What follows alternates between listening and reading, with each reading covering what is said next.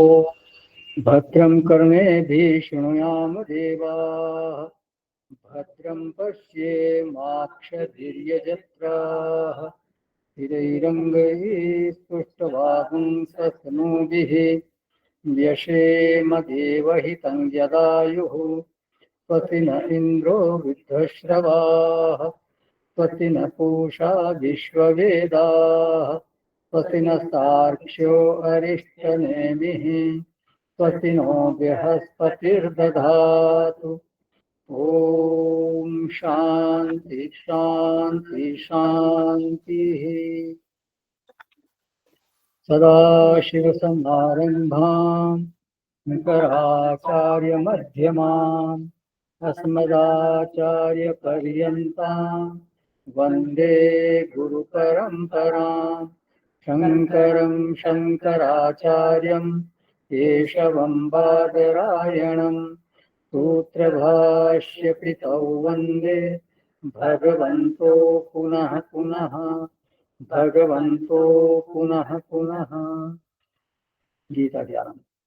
ॐ पार्थाय प्रतिबोधितां भगवता नारायणेन स्वयं व्यासेन ग्रथितां पुराणमुनिना मध्ये महाभारतम् गीतामृतवर्षिणीं भगवतीम् अष्टादशाध्यायिनीम् अम्ब त्वामनुसन्दधामि भगवद्गीते भवद्वेषिणीम् नमोऽस्तु ते व्यासविशालबुद्धे पुल्लारविन्दायत्र येन त्वया भारततैलपूर्णः प्रज्वालितो ज्ञानमयप्रदीपः प्रपन्नपारिजाताय स्तोत्रवैत्रैकपाणये ज्ञानमुद्राय कृष्णाय गीतामृतदुहे नमः। सर्वोपनिषदो गावो दोग्धा गोपालनन्दनः पार्थो वत्सः सुधीर्भोक्ता दुग्धं गीतामृतं महत् वसुदेवसुतं देवं कंसचाणूरमर्दनं देवकी परमानन्दं कृष्णं वन्दे जगद्गुरुं कृष्णं वन्दे जगद्गुरुं कृष्णं वन्दे जगद्गुरुं।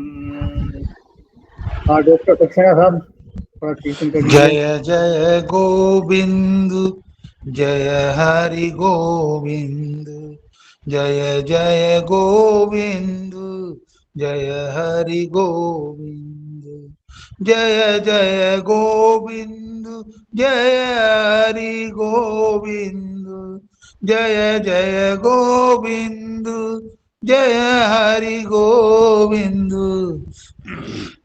जय जय गोविंद जय हरि गोविंद जय जय गोविंद जय हरि गोविंद जय जय गोविंद जय हरि गोविंद जय जय गोविंद जय हरि गोविंद जय जय गोविंद जय हरि गोविंद जय जय गोविंद जय हरि गोविंद जय जय गोविंद जय हरि गोविंद जय जय गोविंद जय हरि गोविंद जय जय गोविंद जय हरि गोविंद जय जय गोविंद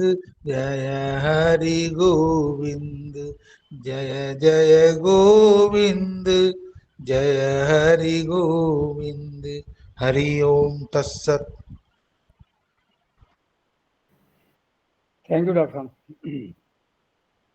तो अभी तक हम 16वें अध्याय में पहले दूसरे और तीसरे श्लोक में जो 26 देवी गुण भगवान ने बताया उनमें से 23 मूल्यों को, 23 सद्गुणों को हम देख चुके हैं। 23 देवी संपत्तियों का हमने अध्ययन किया है, उन पर चर्चा हो चुकी है। तो अब जो 24वां जो जीवन मूल्य है, 24वीं जो देवी संपत्ति, वो है शौचम।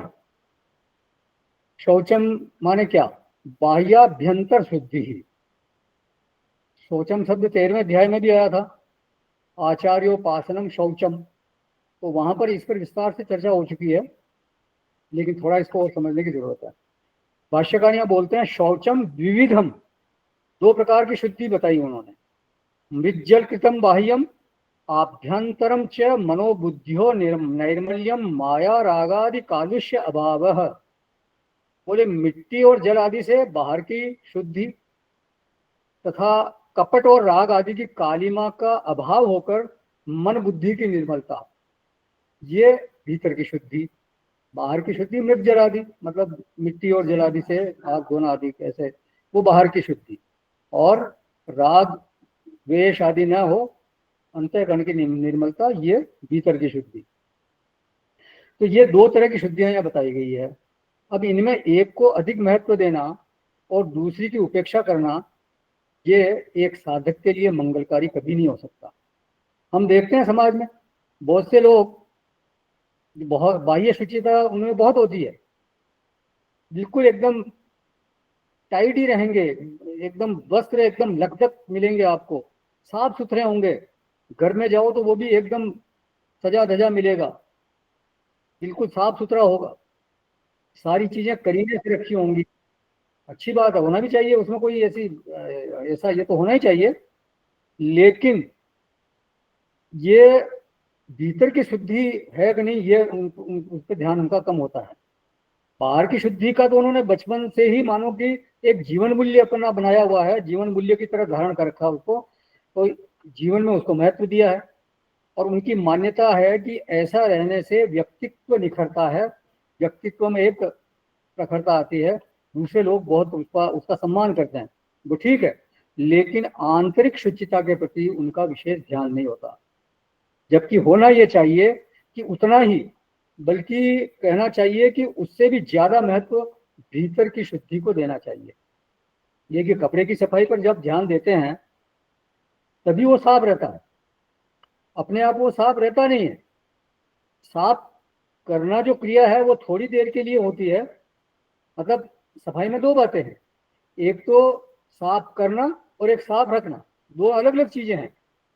साफ करने में आप क्रिया करते हो, उसको साबुन लगाते हो या उसमें सर्फ में डुबोते हो कपड़ों को, वो उस तरह साफ करते हैं। या आप घर की सफाई करते हैं तो फिर झाड़ू आदि निकालते हैं, पोछा लगाते हैं, तो ये हो गया साफ करना। लेकिन साफ रखना, मतलब साफ करने की जो क्रिया वो तो थोड़ी देर के लिए है, लेकिन साफ रखने के लिए फिर बहुत ध्यान देने की जरूरत है। उस पर आपको सावधानी रखनी पड़ती है कि कहाँ उठना है, कहाँ बैठना है, किस तरह से चीज़ों को सही ढंग से रखना है। कहीं कोई घर में कोई बाहर की मिट्टी विट्टी या कूड़ा करकट नहीं आ रहा, इसका ध्यान रखना है। तो ये दोनों चीजें ध्यान रखने की होती है।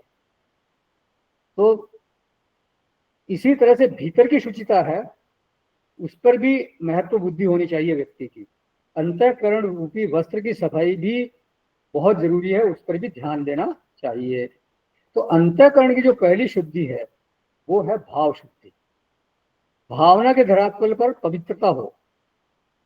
अंतःकरण में छल कपट चालबाजी धोखा ये सब बातें नहीं होनी चाहिए। जैसे घुमा फिरा कर बोलना, मन में कपट रखकर दूसरे बाहर बहुत अच्छी अच्छी बातें करना, लेकिन मन में धोखा रखना, मन में कपट रखना, टेढ़ा मेढ़ा सोचना, तो इस तरह की बातों से भरसक एक साधक को बचना चाहिए। तो ये है भाव शुद्धि। फिर है बुद्धि शुद्धि अर्थात विचार शुद्धि। जो हमारी मान्यताएं बनती है, जो हमारे निर्णय होते हैं, वो मान्यताएं, वो निर्णय युक्ति सम्मत होने चाहिए, शास्त्र सम्मत होने चाहिए। देखिए गलतियां तो हम सबसे हो सकती हैं, होती ही हैं, लेकिन बिना सोचे समझे केवल सुन सुना के कोई मान्यता हमारे को नहीं बना लेनी चाहिए। क्योंकि जिससे सुना है उसकी भी क्या प्रामाणिकता है, उसको कोई प्रामाणिकता कोई सिद्ध प्रामाणिकता थोड़ी है, उसका हमारे को पता नहीं कि वो कितना प्रामाणिक है। अगर शास्त्र कहता है, अगर गुरु कहते हैं, तो जरूर उस पर हमारे को ध्यान देना चाहिए। कोई संत पुरुष कहे, कोई साधु कहे, तो सोचना चाहिए। लेकिन कोई राह चलते लोग कह दें और हम अपनी मान्यता बना लें, ये बात बिल्कुल ठीक नहीं है। तो कर्म के विषय में, ज्ञान के विषय में, ब्रह्म के विषय में, जगत के विषय में, ईश्वर के विषय में, माने 50 ऐसे विषय है जिनके बारे में हमको निर्णय बनाना पड़ता है, हमारे को मान्यताएं बनानी पड़ती है, व्यावहारिक धरातल पर भी और आध्यात्मिक धरातल पर भी। और हमारा व्यवहार क्या होता है, मान्यता के अनुसार ही चलता है। जैसी हमारी मान्यता होती है उसी के अनुसार हमारा व्यवहार होता है। तो यदि मान्यताएं गलत हो गई तो फिर व्यवहार में निश्चित रूप से गलती होगी। अगर मान लीजिए कि मेरी मान्यता ये बनी हुई है कि कुछ गलत काम करने से या अनैतिक काम करने से सुख मिलता है, तो फिर गलत काम करना कभी छूटेगा नहीं। माने हम हमेशा गलत काम ही करते रहेंगे और चाह कर भी उसको छोड़ नहीं पाएंगे। क्यों उसका जो नियामक है वो तो भीतर है ही है, मान्यता बनी हुई है। सत्कर्म में भी चालाकी की जा सकती है। कोई व्यक्ति सत्कर्म कर रहा है तो उसमें भी लोग चालाकी कर देते हैं। यही तो मान्यता थी नचिकेता के पिता की। इस मान्यता से निर्देशित होकर ही उन्होंने इतना बड़ा यज्ञ किया, उसमें छल किया उन्होंने। जो बूढ़ी और निर्दुग्ध गायें थी, दुग्ध दोहा निरिंद्रिया, जो पानी पी, मतलब बिल्कुल बूढ़ी गायें थी और निर्दुग्ध गायें थी, उनका उन्होंने दान कर दिया। और नचिकेता की मान्यता क्या थी कि शास्त्रीय विधि विधान में किसी प्रकार की चालाकी जो है वो ठीक नहीं है, उससे व्यक्ति को अधोगति की प्राप्ति हो सकती है और होती है। तो व्यावहारिक क्षेत्र में हमारी मान्यताएं क्या होती हैं कि तिकड़मबाजी से ही सफलता प्राप्त होती है। तो इस मान्यता के चलते कोई तिकड़मबाजी से बाहर निकल ही नहीं सकता व्यक्ति। और सच्चाई ये है कि बहुत जोर तोड़ करके भी, कितने भी हाथ पैर मार करके भी कुछ किसी ने हासिल कर भी लिया तो उसका पारमार्थिक दृष्टि से क्या महत्व, कोई महत्व नहीं है। क्योंकि धरा पर धरा ही रह जाता है। आप कितने ही आपने सब कुछ इकट्ठा कर लिया, आप आखिर चालाकी करते क्यों? कुछ प्राप्त करने के लिए, कुछ सम्मान पाने के लिए, या कुछ धन प्राप्त करने के लिए, या प्रतिष्ठा प्राप्त करने के लिए। लेकिन उनका क्या महत्व है? पारमार्थिक दृष्टि से उनका कोई महत्व नहीं है, सब अनित्य चीजें हैं वो। तो इसलिए आदमी विहित कर्म करे, उसका जो स्वधर्म है उसको जितना संभव हो सके शुद्धतम रीति से करे। उसका वो कर्म सुख की परिस्थिति का हेतु बनता है। अगर वो शुद्धतम तरीके से कर्म करेगा तो निश्चित रूप से वो कर्म उसका सुख की परिस्थिति का हेतु बनेगा। और दूसरा कोई भी सुख की परिस्थिति का हेतु नहीं बन सकता, ना ईश्वर न प्रकृति, उसका कर्म ही उसकी सुख हो या दुख की परिस्थिति का हेतु बनता है। तो विचारों में गलती बिल्कुल नहीं होनी चाहिए। विचार शुद्धि का मतलब है ज्ञान शुद्धि। ज्ञान में गलती न हो, न अहम के निर्णय में, न जगत के निर्णय में, न सुख के निर्णय में, न दुख के निर्णय में किसी प्रकार की गलती होनी चाहिए। तो व्यावहारिक धरातल पर और आध्यात्मिक धरातल पर भी मान्यताओं में कोई गलती नहीं होनी चाहिए। तो भाव शुद्धि जो है भीतर की शुद्धि में सबसे मुख्य है। उसी में मार्दव आता है, उसी में अक्रोध आता है, उसी में धी मतलब लज्जा आती है। तो वो धीरज वाला होता है। ये धृति शब्द है वो भी इसी के अंतर्गत होता है। तो ये सब मिलाकर के ही भाव शुद्धि बनती है। लेकिन भाव शुद्धि जो है वो विचार शुद्धि के बिना नहीं हो सकती। मान्यताएं गलत हो तो भाव शुद्धि होना बहुत कठिन ही नहीं, असंभव है। अब जैसे मैं मानता हूं कि कोई मेरा विरोधी है, मेरी ये मान्यता बन गई कि कोई व्यक्ति मेरा विरोधी है, फला मेरा विरोधी है। तो अब उसके लिए मैं कभी भी भाव शुद्धि नहीं कर सकता, भाव शुद्धि बना ही नहीं सकता उसके प्रति। हमेशा मेरे मन में उसके प्रति एक द्वेष का भाव रहेगा। अब जब भी मन में उसके प्रति भाव आएगा तो यह आएगा कि या तो इस आदमी की उपेक्षा कर दो या इससे दूर हो जाओ। और कोई ऐसा है जिसके प्रति ये मान्यता है कि ये मेरे प्रेरक हैं, ये मुझको इंस्पायर करने वाले हैं, ये मेरे शुभचिंतक हैं, तो उनको देख करके चित्त में एक आनंद का प्रादुर्भाव होगा, उनसे मिलने की इच्छा होगी। तो अगर कहीं कोई करेक्शन होना है तो वो मान्यता के स्तर पर होना चाहिए। मान्यता सही होने से ही विचार शुद्धि होगी। तो पहले विचार शुद्धि, फिर भाव शुद्धि, और उसके बाद आती है संस्कार शुद्धि। संस्कार से ही आदमी साधु हो, सत्य प्रेमी हो, मतलब उसके संस्कार में इस तरह का हो कि वो साधु हो, सत्य प्रेमी हो, परहित उसका स्वभाव हो। परहित बस जिनके मन माही, प्रभु प्रसाद दुर्लभ कछु नाही। तो स्वभाव में शुद्धि हो तो फिर समझो आनंदमय कोश सुधर गया उसका, आनंदमय कोश की शुद्धि हो गई, हमेशा वो आनंद में रहेगा। तो जब आप शौच बोलते हैं तो रोज नील, टिनापोल, साबुन, शैम्पू आदि लगाना ही उसका नाम ही शौच नहीं है। पता चला कि शरीर और कपड़ा तो बहुत साफ सुथरा है, लेकिन चित्त में कई विकार भरे हुए हैं, काम, क्रोध, लोभ, मोह, मत्सर, ये इस तरह के षड्विकार भरे पड़े हैं। तो उसके कारण, इस तरह के विकारों के कारण कोई हमारे पास बैठना पसंद नहीं करता, हमारे साथ कोई रहना पसंद नहीं करता, हमसे दूर रहने की कोशिश करेंगे लोग बात। तो तीनों धरातल पर व्यक्ति निर्मल होना चाहिए, भाव सुगंधित हो, विचार शुद्ध हो, और संस्कारों में शुभ संस्कारों की प्रधानता हो। मन करे संत से मिलने का, मन करे सत्संग में जाने का, मैं शुभ कर्म, उसके द्वारा शुभ कर्म हो, तब करने में हमेशा वो आगे रहे। शुभ कर्म में तब होता ही है, क्योंकि शुभ कर्म करेंगे तो कुछ न कुछ कष्ट आते हैं और उसको सहन करना, ये तपित है। तो इसको बोलते हैं शौचम। रामानुजाचार्य जी महाराज ने भी शौचम का अर्थ किया है। भगवान शंकराचार्य जी ने तो क्या लिखा कि मृज्जलम बाह्य शुद्धि, मृज्जल कृत्यम बाह्यम, मतलब जैसे पहले के जमाने में तो साबुन या इस तरह के ये होते नहीं थे, डिटर्जेंट आदि, शैम्पू वगैरह ये कुछ होते नहीं थे, तो लोग ये मिट्टी और जल से ही हाथों को, पैरों को धोते थे, और शौच जाने के बाद 3 बार मिट्टी से रगड़ लिए, हाथ धो लिए। स्त्रियां बालों को मुल्तानी मिट्टी से धोती थी, बर्तनों को राख से मांजा जाता था।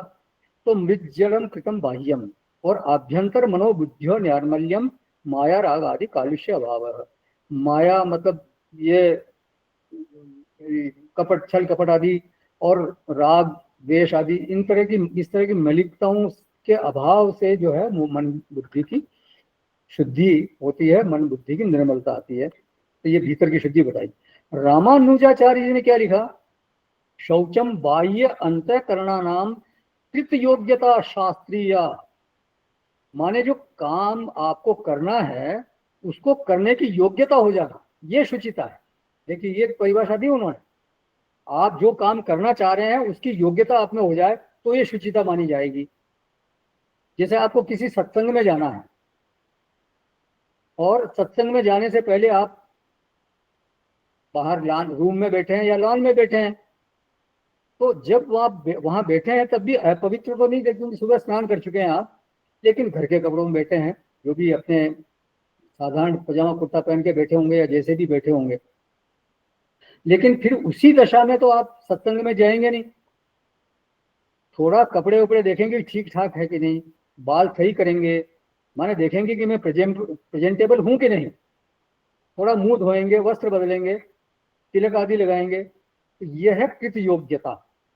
हर आदमी हर काम के लिए थोड़ा हट करके तैयार होता है, ऑफिस जाना हो, दुकान जाना हो, अपने किसी मित्र से मिलने जाना हो, तो फिर उसके लिए तैयार होते हैं। शादी ब्याह या किसी फंक्शन में जाना हो तो फिर अलग तरह से कपड़े पहनता है आदमी। संध्या करनी है, उपासना करनी है, तो उस तरह से एकदम स्वच्छ होकर बैठेंगे। यज्ञ में बैठना हो तो भरसक पैंट आदि नहीं पहनेंगे, धोती या पजामा कुर्ता इस तरह से अपने जो भारतीय वेशभूषा वो पहनेंगे। तो कृत योग्यता, कर्तव्य की योग्यता प्राप्त कराने वाली शुचिता ये चाहिए, वो है, उसको कहेंगे शुचिता। उसका निर्णय कौन करेगा, बोले शास्त्रीय। शास्त्र ही निर्णय करेगा कि इस कर्म में आपको इतना पवित्र होना है, नहा धो के बैठो, मुंह धो के बैठो, चंदन लगा के बैठो, शिखा बंधन करके बैठो, मैं धोती पहन के बैठो, ऊपर दुपट्टा आदि डालो, यज्ञोपवीत पहनो, जो भी ये इस तरह की बातें हैं। तो ये है इसका शौचम। ये इन्होंने बोला कृत योग्यता शास्त्रीय। अगला जो जीवन मूल्य है, अगली जो देवी संपत्ति है वो है अद्रोह। ये 25वीं संपत्ति है। ये भी एक बहुत बड़ा गुण है। कुछ लोगों का इस तरह का स्वभाव हो जाता है कि उनको कोई न कोई दुश्मनी करने के लिए चाहिए। हर किसी से उनकी बनती ही नहीं है। कोई छोटा सा किसी ने उनका अनिष्ट कर दिया, थोड़ा सा भी कर दिया, बस मन में एक गांठ बैठा ली कि इसको सबक सिखाना है, और वो मौके की तलाश में रहते हैं, और जब भी मौका मिलता है बदला निकालने की कोशिश करते हैं। भाष्यकार लिखते हैं यहाँ पर जिघांस अभाव है हिंसनम, दूसरे का घात करने की इच्छा का अभाव, माने हिंसा नहीं करना, दूसरे का घात नहीं करना, ये कहलाता है द्रोह। किसी ने आपका अनिष्ट कर दिया तो भी उसके प्रति प्रतिशोध का भाव न आना, यह अद्रोह है। भाष्यकार ने यह अर्थ किया। रामानुजाचार्य जी ने इसका बहुत सुंदर अर्थ किया है। परेषु स्वच्छंद वृत्ति निरोध तत् राहित्यम, राहित्यम और रहितत्व, ये जो है, कोई बैठा है आराम से, वो किसी को बाधा नहीं पहुंचा रहा, किसी को डिस्टर्ब नहीं कर रहा है, वो अपनी स्वतंत्रता में है, अपनी स्वच्छंदता में बैठा है, दूसरे की स्वतंत्रता में बिल्कुल बाधा नहीं पहुंचा रहा है, लेकिन ये बोलता है कि ये ऐसे कैसे बैठा है। बोले भाई क्या तुम उसके गुरु हो क्या? गुरु तो नहीं है लेकिन घुर रहूंगा। मतलब ये है कि वो उसकी स्वतंत्रता बर्दाश्त नहीं है उसको। भाई आपको ये रोल किसने दिया कि तुम उसकी स्वतंत्रता में बाधा पहुंचाओ? रोल हो, अधिकार हो जब तो ठीक है, लेकिन रोल ही नहीं है, फिर रोल अगर है तो फिर आपको करना चाहिए, फिर वहां नहीं करना अधर्म होगा। जैसे माता पिता संतान को टोकें किसी बात के लिए, कोई उन्होंने गलती की है तो उसको टोकेंगे, उनका अधिकार है।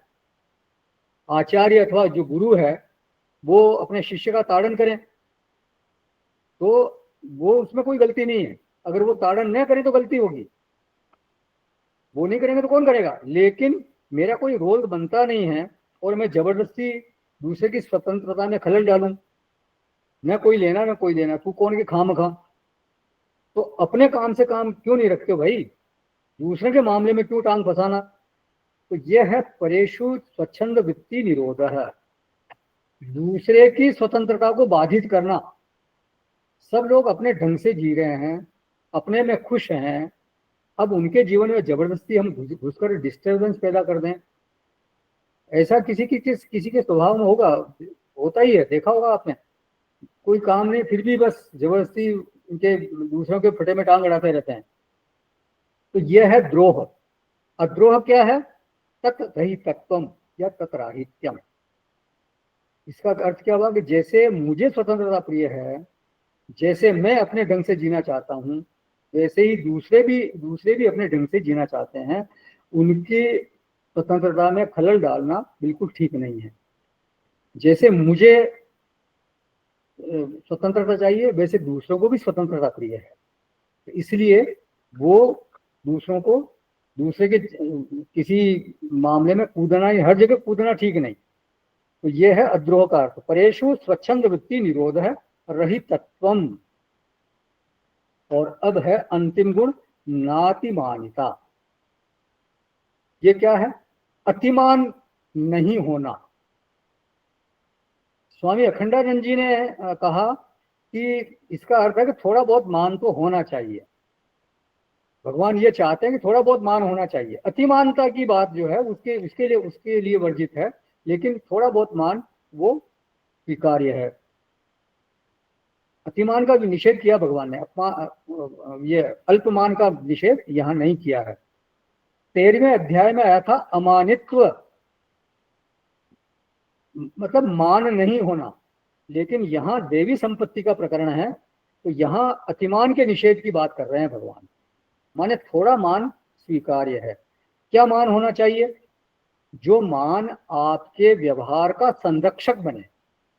आपको ये याद रहे कि आप किस कुल से हो, आप किस परिवार से हो, उस परिवार में कैसे लोग हुए हैं। जैसे वशिष्ठ जी राम जी को बार बार याद दिलाते हैं कि आप ऐसा क्यों नहीं कहेंगे, आखिर आप रघुकुल के हो। माने चूंकि आप रघुकुल के हो इसलिए आपको ऐसा कहना ही चाहिए, आप ऐसा कह रहे हो, ये बिल्कुल आपके कुल की परंपरा के बिल्कुल अनुरूप है। कसन कहो तुम राम अस हंस वंश अवतंस, ये आपका वंश ही ऐसा है, इसलिए आप ऐसा बोलेंगे ही बोलेंगे। तो देखिए इसमें व्यक्तिगत जो अभिमान जो है वो न्यून हो जाता है।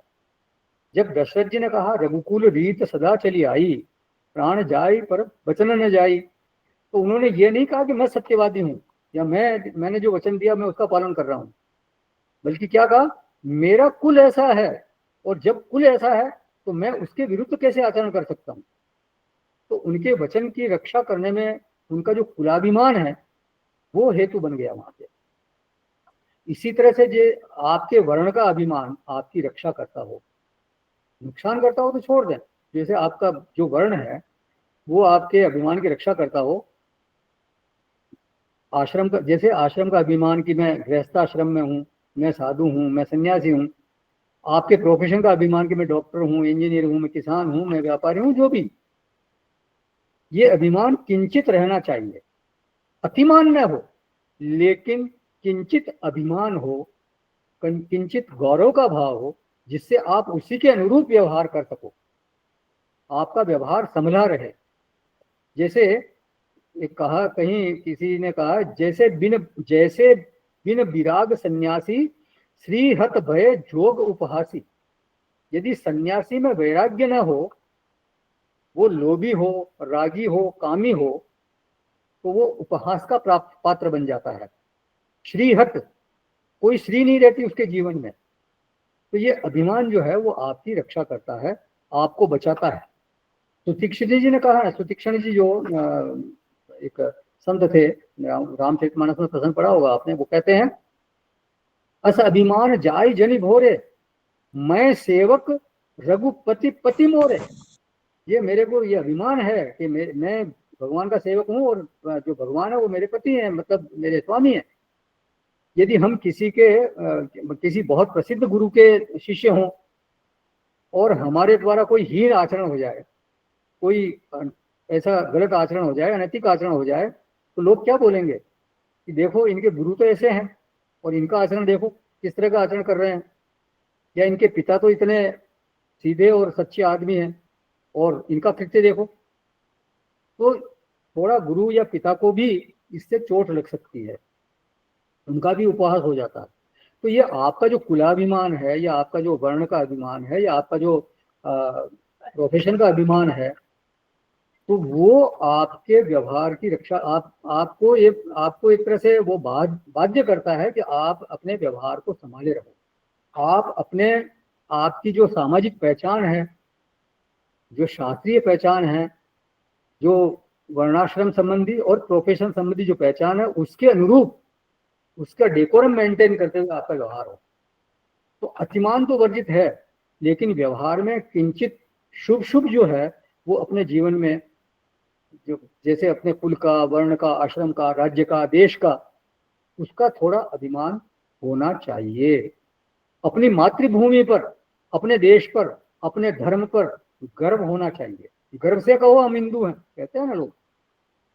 देखिए विश्व की प्राचीन सभ्यता है हमारी, इतने विदेशी आक्रमण झेले इनने, लेकिन फिर भी अपने पूरे वैभव में आज भी ये जीवित है, बिल्कुल एकदम फल फूल रही है। ये कोई बहुत छोटी बात थोड़ी है, बहुत बड़ी बात है। और कई जो आप देखिए ईरान में कहते हैं कि बहुत पहले और धर्म वाले रहते थे, लेकिन फिर ये बहुत बाद में ये इस्लाम ने जाकर उन सबको कब्जा कर लिया और खत्म हो गए। अनेक अनेक जो धर्म थे पहले वो सब समाप्त हो गए, लेकिन ये जो सनातन धर्म हमारा है ये अभी तक चल रहा है। ये सनातन, नाम ही इसका सनातन है, हमेशा रहने वाला है। तो अपनी संस्कृति का, अपने देश का मान हमारे को होना चाहिए। ये मान हमारी रक्षा करता है, आप में शुभ आचरण की स्थापना करता है, लेकिन अतिमान न हो, इसका हमारे को ध्यान रखना चाहिए। अतिमान क्या है? भाष्यकार लिखते हैं, अत्यर्थम मान अतिमान, अत्यंत मान का नाम अतिमान है। स यस्य विद्यते स अतिमानी, तद भाव अतिमानिता, तद अभाव नातिमानिता, आत्मनः पूज्यता, अतिशय भावना अभाव है। बोले अतिमान जिसमें हो वह अतिमानी है, जिसमें बहुत ज्यादा मान है वो अतिमानी है। और अतिमान का भाव होना ये अतिमान की अतिमानिता है, और उसका जो अभाव है वो नातिमानिता है।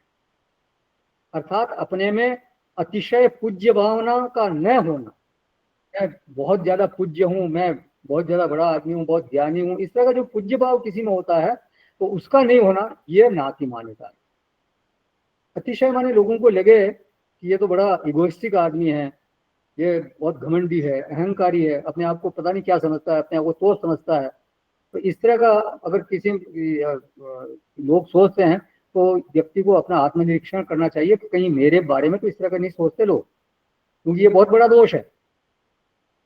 आप जानते हैं अहंकार किसी को प्रिय नहीं होता, विनय ही सबको प्रिय होता है।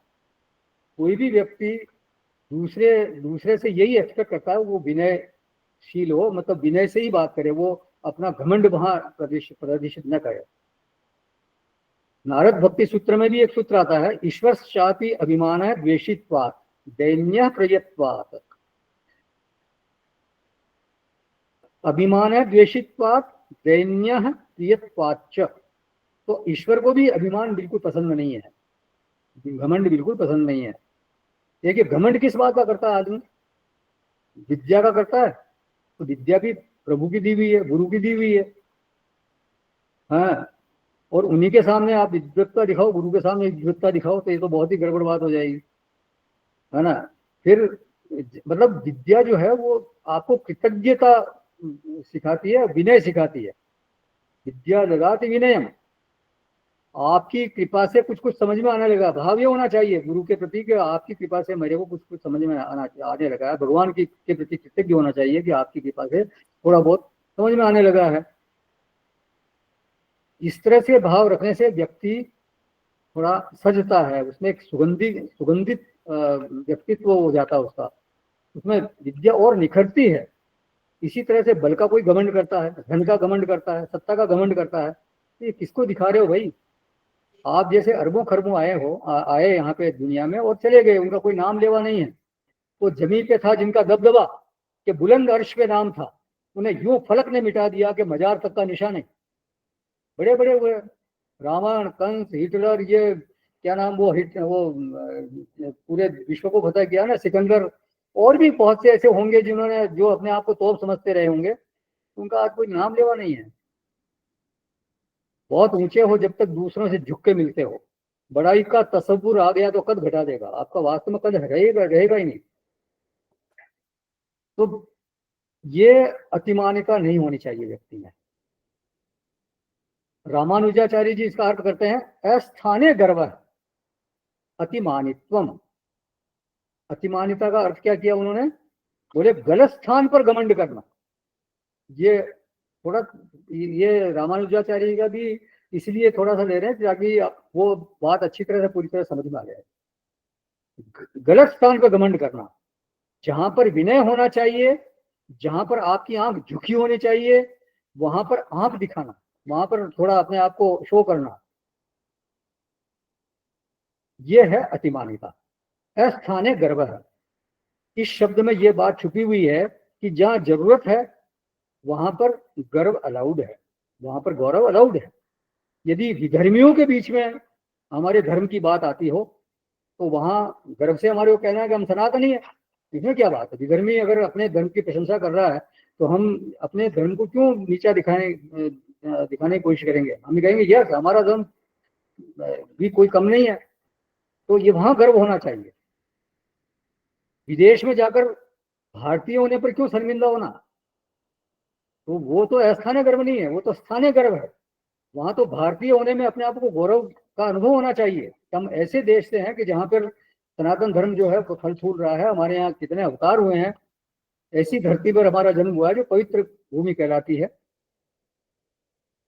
तो बिल्कुल ऐसे वहां शर्मिंदा होने की जरूरत नहीं है। अभी कुछ सालों पहले तक ही हमारे देश में ही अपने आप को सनातनी कहने में लोग अपनी हेठी समझते थे। बिल्कुल सच्ची बात है ये। माहौल ही ऐसा बना दिया गया था, कुछ राजनीतिक इस तरह की थी यहाँ पे कि सनातन के बजाय सेक्युलर शब्द जो है वो ज्यादा सम्मानित लगने लगा लोगों को। वो वो तो अब थोड़ी जागृति आई है, अभी कुछ ही 5-10 सालों में, तो अब लोग खुल करके सीना ठोक करके कहते हैं कि हम सनातनी हैं, लेकिन पहले तो आप इस तरह से नहीं बोल सकते थे। तो अस्थाने गर्भ है अतिमानित्वम, नातिमानिता क्या है? तद रहितता, उसका राहित्य। तो इस बात का ध्यान रखना चाहिए कि जहां गर्व नहीं करना है वहां गर्व नहीं करना है, और जहां करना है वहां पर जरूर रखना है, अपना गौरव बनाए रखना है।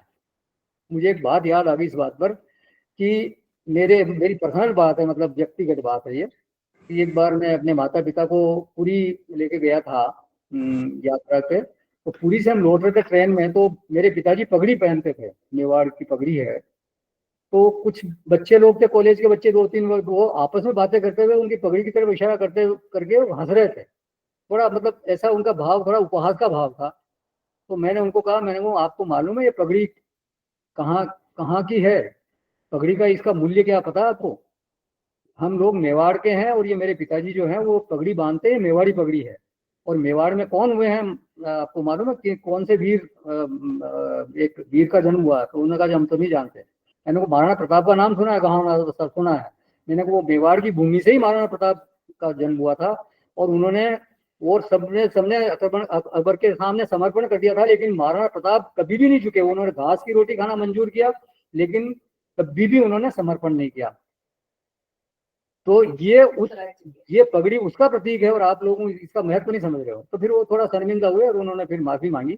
तो ये जहाँ गर्व की बात है वहाँ गर्व करना है, उसमें कोई बुराई नहीं है, बिल्कुल होना ही चाहिए। अपने अपने कुल का गर्व होना चाहिए, अपने देश का गर्व होना चाहिए, अपने जो मेरी मेरी पहचान है उसको मैं उसको जीता हूँ, उसमें कोई शर्म की बात नहीं है। तो अस्थाने गर्व नहीं होना चाहिए, बस ये बात है। अस्थाने तो खुशी भी खराब है, अस्थाने तो हंसी भी खराब लगती है। किसी का विवाह हो और आप वहां जाकर विलाप करने लग जाओ, तो कैसा लगेगा लोगों को? ठीक नहीं लगेगा। किसी के घर में जवान मौत हो गई और आप वहां भांगड़ा करने लग जाओ, तो क्या होगा? लोग भगा देंगे आपको वहां से। भांगड़ा में कोई दोष नहीं है, या विलाप करने में भी कोई दोष नहीं है। दोष इस बात में है कि वो अस्थाने हो रहा है। भारत पाकिस्तान मैच हुआ मान लो, और अनफॉर्चुनेटली पाकिस्तान जीत गया। अब कुछ लोग क्या करते हैं कि पटाखे फोड़ते हैं, खुशी मना रहे होते हैं, तो ये अस्थाने खुशी कहलाएगी। अस्थाने अगर है तो वो फिर हमारे को चुभेगा भाई। बोले खुशी मनाने में दोष क्या है? खुशी मनाने में कोई दोष नहीं है, लेकिन खुशी मनानी है, अगर पाकिस्तान के जीतने की खुशी मनानी है तो फिर पाकिस्तान में जाके मनाइए, भारत में नहीं। तो खुशी में मनाने में वास्तव में दोष है नहीं, लेकिन वो स्थाने होने चाहिए, अस्थाने नहीं होने चाहिए। तो अस्थाने गर्व तद रहितता नाति मानिता। तो ये 26 गुण हो गए देवी संपत्ति के। भाष्यकार बोलते हैं आगे, भवन्ति अभयादीनि एतदन्तानि संपदम अभिजातस्य किम विशिष्टां संपदम देवीं देवानां संपदम अभिलक्ष्य जातस्य। बोले अभयम से लेकर के नातिमानिता तक ये जो संपत्ति है, अभिजात जिसका जन्म हुआ, मतलब जन्म हुआ, जन्म तो सभी का हुआ है, फिर इसमें क्या विशेषता, क्या विशिष्टता है? किम विशिष्टाम? बोले देवी संपदम अभिलक्ष्य जातस्य देवानाम संपदम। देवताओं की संपत्ति को धारण करके इनका जन्म होता है। ये जो लोग हैं, ये देवताओं की संपत्ति को धारण करके ही इनका जन्म होता है। इन लोगों के जीवन में जन्म से ही देवी संपत्ति की ओर रुझान है।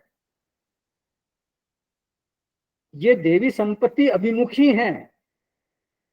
जैसे कुछ लोग होते हैं, वो बॉर्न सेंट कहते हैं, ये तो बिल्कुल जनजाति सन्यासी साधु साधु पैदा हुआ है, या बॉर्न वॉरियर, ये तो बिल्कुल एकदम लड़ाका पैदा हुआ है, बचपन से ही एकदम इसमें एकदम वीरता का भाव है। तो ऐसे कुछ लोग देवी संपत्ति लेकर पैदा होते हैं। देव विभूति अर्हस्य, ये देवताओं की विभूति के योग्य पात्र हैं। इनके पूर्व पूर्व की ऐसी कमाई है, और उस कमाई को लेकर ही वो जन्म लेते हैं। और भावी कल्याणस्य, भविष्य में इनका कल्याण होना बिल्कुल निश्चित है। तो देवी संपत्ति का संबंध जो है वो पूर्व जन्म से भी होता है, निश्चित है। पूर्व जन्म में अगर आप इस तरह के भावों में रहे हैं, देवी संपत्ति को का ही आपने संवर्धन किया है, तो निश्चित रूप से वो जो देवी संपत्ति वाले गुण है वो आप इस जन्म में आप प्राप्त होकर ही जन्म लेंगे। इसी तरह से आसुरी संपत्ति का संबंध भी पूर्व जन्म से होता है। अभिजात से वहां भी आएगा, अज्ञानम चा अभिजात से वहां शब्द आएगा। ये अभिजात का हिंदी में जो प्राय अर्थ किया जाता है वो उच्च वर्ग के लिए किया जाता है, कहते हैं ना अभिजात्य वर्ग। लेकिन यहाँ जो है वो ये अर्थ नहीं है। वास्तव में जो इसका अर्थ है अभिजात मतलब जन्म होना, जन्मा हुआ। तो अभिजात में दो विभाग हो गए, देवी संपत्ति को लेकर पैदा होने वाले और आसुरी संपत्ति को लेकर पैदा होने वाले। मतलब ये जन्म से ही उनमें कुछ इस तरह के भाव होते हैं। किसी में देवी संपत्ति का ज्यादा वर्धन अधिकता होती है, किसी में आसुरी संपत्ति की अधिकता होती है। ये देवी संपत्ति क्या है? रामानुजाचार्य जी बोलते हैं देव संबंधिनी संपत देवी। बोले देव किसको बोलते हैं? बोले देवा भगवत आज्ञानुवृत्तिशीला। देव उनको बोलते हैं जो भगवान की आज्ञा मानने वाले लोग हैं। जो जो असुर हैं वो भगवान की आज्ञा का हमेशा उल्लंघन करते हैं, वो भगवान की आज्ञा नहीं मानते हैं। आप सुना होगा आपने, भागवत जी में भी आता है कि भगवान ने इंद्रादि देवताओं को कहा कि दैत्यराज बलि के पास जाकर के उनसे संधि करो। क्यों? क्योंकि समुद्र मंथन करना है, क्षीर सागर को, क्षीर सागर से अमृत निकालना था, तो उसके लिए समुद्र मंथन करना जरूरी था। तो वो अकेले देवताओं की शक्ति से संभव नहीं था, वो उसके लिए दैत्य शक्ति की भी आवश्यकता थी। तो भगवान की आज्ञा थी तो उसको मानना ही था देवताओं को, चाहे उनकी रुचि के विरुद्ध था, लेकिन फिर भी वो उनको माननी ही थी। इसलिए वो देव हैं। भगवत आज्ञानुवृत्तिशीला देवा है, जो भगवान की आज्ञा को मानते हैं, उसका अनुवर्तन करते हैं, वो देव हैं। तो ये जो 26 संपत्तियां देवों की संपत्तियां हैं, ये 26 गुण है वो देवों की संपत्तियां हैं। आगे लिखते हैं वो ताम अभिजातस्य ताम अभिमुखी कृत्य। बोले देवोन्मुखी होकर के उधर रुचि रखे हुए उन गुणों को मानो वे लेकर के पैदा हुए हैं। ये देवी संपद वाले किस लिए पैदा हुए हैं? बोलते हैं ताम निवर्तयितुम, माने जैसे देवता लोग भगवान की आज्ञा का पालन करते हैं, आज्ञा को मानते हैं, तो ये देवी संपद वाले भी भगवान की आज्ञा का अनुवर्तन करने वाले होते हैं।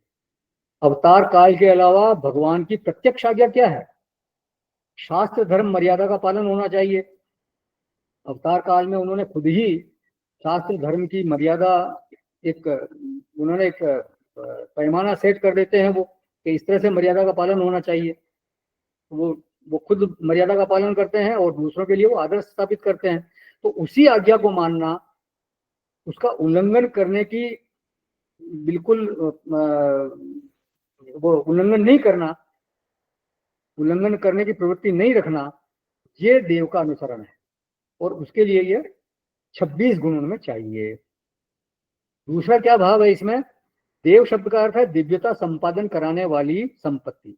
द्योतनाथ देवा, जो जीवन में दीप्ति की स्थापना कर दे, दिव्यता का आपादन कर दे, तो उन संपत्तियों को कहते हैं देवी संपत्ति। तो ये तो हो गई देवी संपत्तियां। अब आसुरी संपत्तियों का प्रकरण अब आरंभ होगा। देवी संपत्तियों में तो 26 देवी संपत्तियां हो गई, अब आसुरी संपत्तियों का आरंभ होगा ये 4थे श्लोक में। तो अभी तक के चर्चा में किसी को कोई प्रश्न करना है या कुछ पूछना या कुछ ऐड करना है तो करें, नहीं तो फिर आगे चलेंगे।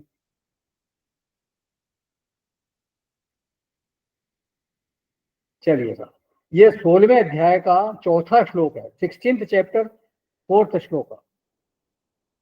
दंभो दर्पोभिमानश्च क्रोधः पारुष्यमेव च अज्ञानं चाभिजातस्य पार्थ संपदमासुरीम्। हे पार्थ, दंभ, घमंड और अभिमान तथा क्रोध, कठोरता और अज्ञान, ये सब आसुरी संपद को लेकर उत्पन्न हुए पुरुष के लक्षण हैं। तो दंभ, सबसे पहले भगवान ने जो आसुरी संपत्ति में नाम लिया वो है दंभ। देवी संपत्ति में सबसे पहले नाम लिया था अभयम का, और आसुरी संपत्ति में सबसे पहले नाम लेते हैं दंभ का। देवी संपत्ति का प्रयोजन भगवान ने बताया, देवी संपत्ति मोक्षाय, आगे आएगा अभी 5वें श्लोक में। ये जो देवी संपत्ति है वो मुक्ति के लिए है, मुक्ति का अधिकारी बनाने के लिए है। और आसुरी संपत्ति का लक्षण किया निबंधाय आसुरी मता, जो आसुरी संपत्ति है वो बंधन करने वाली है, बांधने वाली है। तो दंभ किसको बोलते हैं? भाष्यकार ने दंभ का अर्थ किया यहाँ पर धर्म ध्वजित्वम, मानो कि धर्म को ध्वजा पर टांग करके दुनिया को दिखाना। आपके पास कुछ विशेषता है तो उसको टांग करके एक लकड़ी पर टांग दिया, ध्वजा पर लिख दिया कि मेरे में ये विशेषता, ऐसा करके ऊपर दिखाना, धर्म ध्वजित्व। ध्वजा मंदिर के ऊपर शिखर पर लगाई जाती है ऊपर, तो माने अपने गुणों को दिखाने की वृत्ति, ये दंभ है। मेरे में कोई गुण है और मैं उसको प्रदर्शन करना चाहूं दूसरे के सामने, वो दंभ कहलाएगा। 13वें अध्याय में भी दंभ शब्द आ चुका है, अदम्भित्वम, तो वहां भी दंभ के बारे में चर्चा हुई थी। वहां अदम्भित्वम शब्द का भाष्यकार ने अर्थ किया था स्वधर्म अप्रकटीकरणम, मतलब स्वधर्म का प्रकटीकरण न करना, मेरे में जो कोई विशेषता उसका प्रकटीकरण न करना, वहां भी यही अर्थ किया था।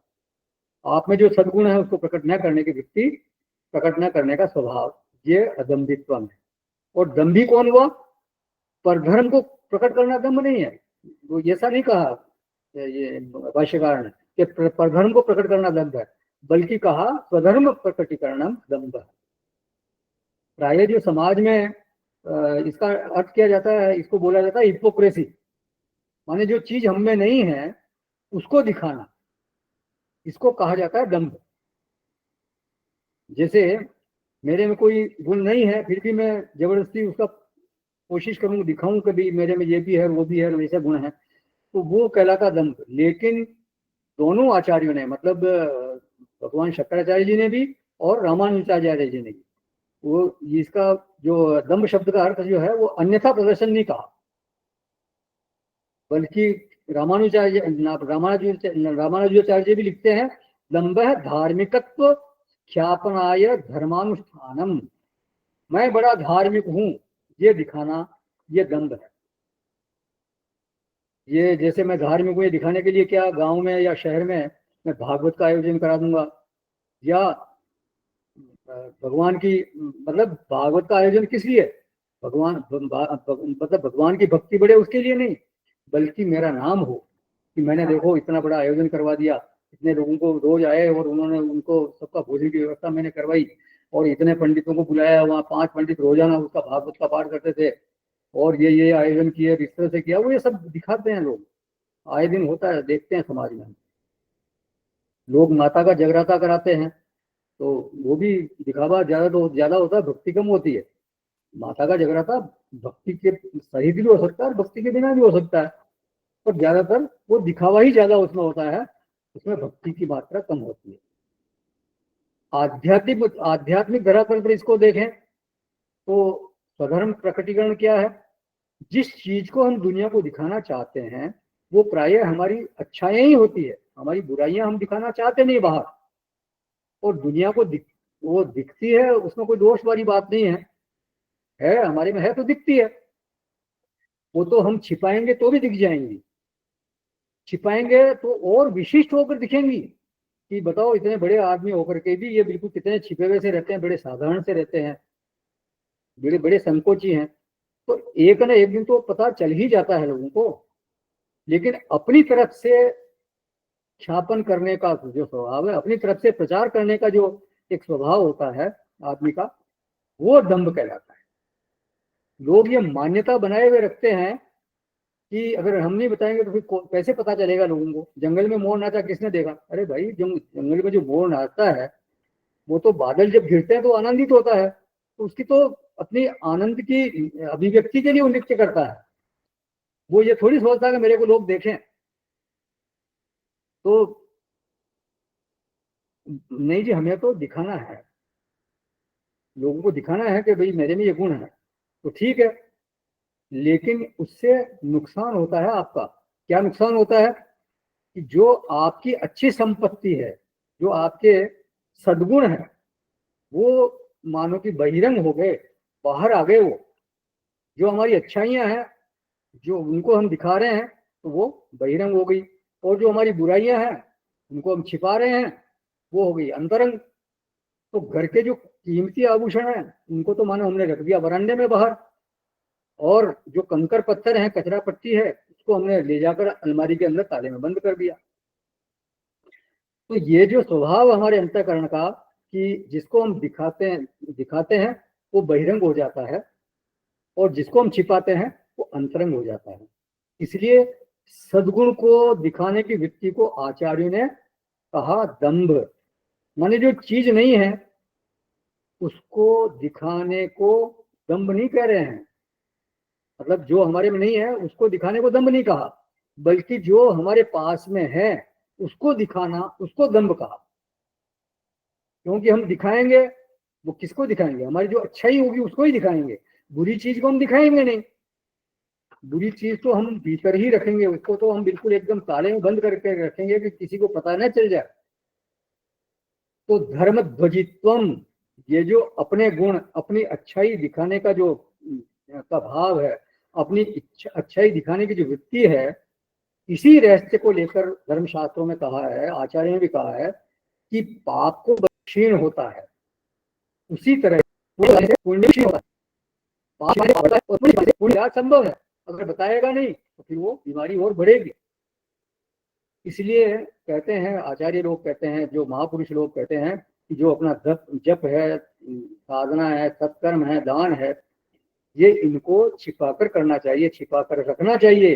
बाहर इनका अपने अपने मुंह से अपना बखान नहीं करना चाहिए कि मैं ये सत्कर्म कर रहा हूँ, या मैं इतना जप करता हूँ, या मैं ये साधना कर रहा हूँ, ये नहीं कहना चाहिए। गुप्त रखना चाहिए, ये गुप्त रखने की चीजें हैं।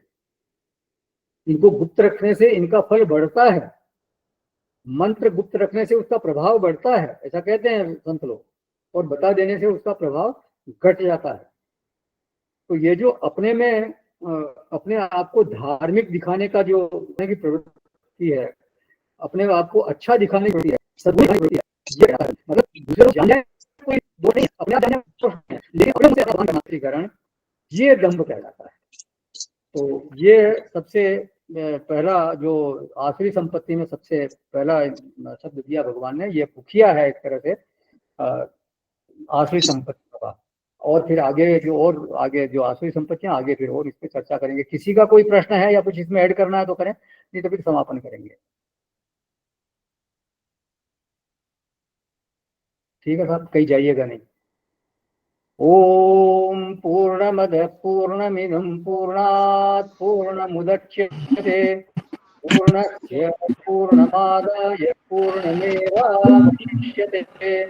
ओम शांति शांति शांति। हरि ओम। श्री गुरुभ्यो नमः। हरि ओम।